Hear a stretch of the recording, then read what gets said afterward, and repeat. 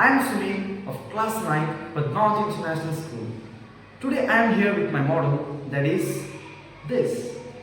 A very small product which is made by me and which is totally biodegradable in the soil.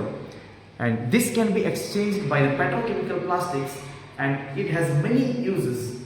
It can be decomposed within 14 days if you keep it in a soil. We will see how to make this bioplastic a tiny product within the biodegradable objects. To prepare bioplastic, we need 4 ingredients: cornstarch, vinegar, glycerin and water. We have to take an empty vessel and we have to put 180 ml of water in it.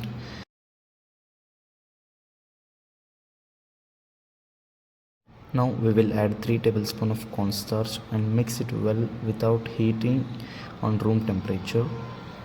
We will mix it very well so that it mixes throughout the water, and we will add now 10 ml of glycerin in it and mix it well.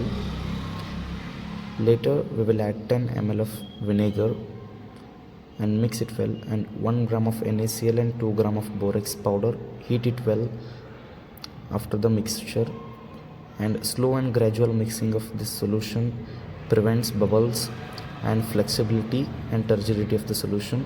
Mix it for 8-9 minutes until it becomes sticky, and after 8-9 minutes it is ready for serving in a dish.